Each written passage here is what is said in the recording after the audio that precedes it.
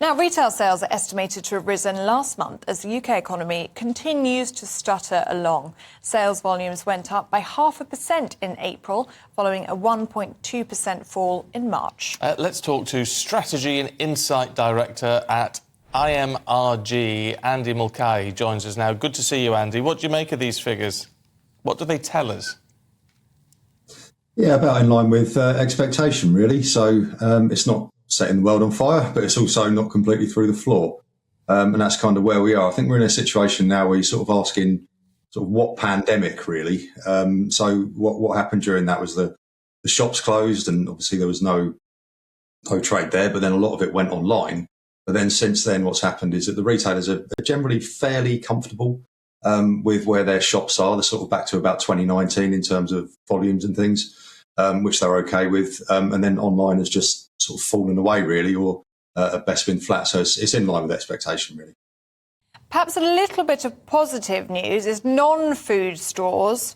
Their sales volume rose by 1%.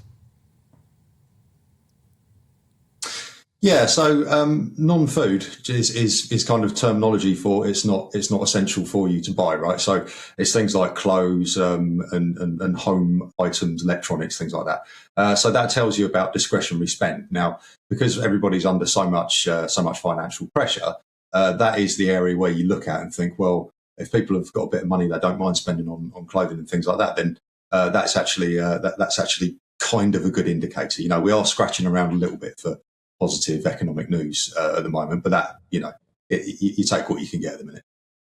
I'm intrigued to see that fuel prices that have come down a fair bit over the last 6 months or so. I mean, not enough, obviously.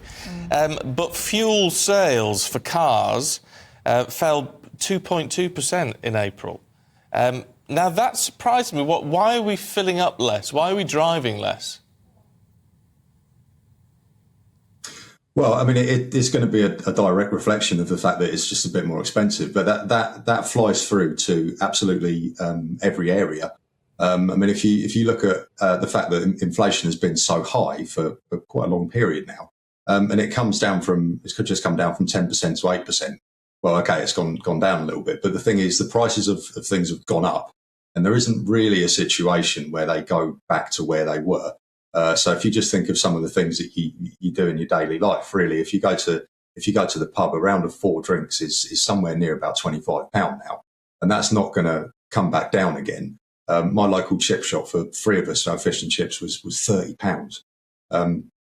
And they've had the really big sort of impact from the energy crisis and everything. But that might come down a bit. Fuel might come back down a bit, but there isn't really a situation where it goes back to where it was before all this started. So prices have gone up, and to some extent, in some areas, they're going to stay up. So there is sort of a longer term problem now, and particularly in some areas where the spend is a little bit more discretionary. It's going to be problematic, I think. I mean, like you said, we're scratching around for a bit of a positive story here, but does it suggest that the worst is perhaps behind us and the best is still yet to come? I mean, can I go that far? Going a bit far, maybe, but I think we are kind of like picking up just a few little things. I mean, what we track at IMRG is online sales, and it's been a bit more difficult online. I think there was this expectation where the pandemic hit, the high street would be, really struggle to come back from that, and then online would really sort of sail, but. The biggest hit that they've seen is the fact that the conversion online, so the percentage of people who go to retail sites and buy something, has collapsed effectively, and it just hasn't recovered. So every week we look at it and think, has that gone up? And it's edging up by 0.1% or whatever. So it's taken a very, very long time to get back to where it was. I think what we all want to know is, have we now sort of entered this new realm where some of these metrics that we track, how much the average spend would be that a customer makes, the percentage of which they convert and things like that, are they just sort of down and they're going to stay at this level, in which case we need to plan around those figures?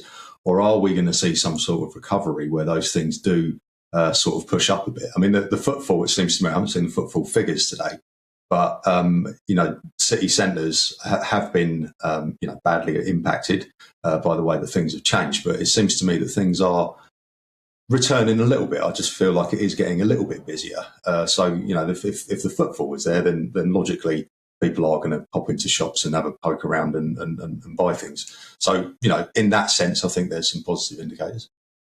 Oh, well, we shall see. Andy, good to see you this morning. Thanks very much indeed. I think shops need to up their game a little bit.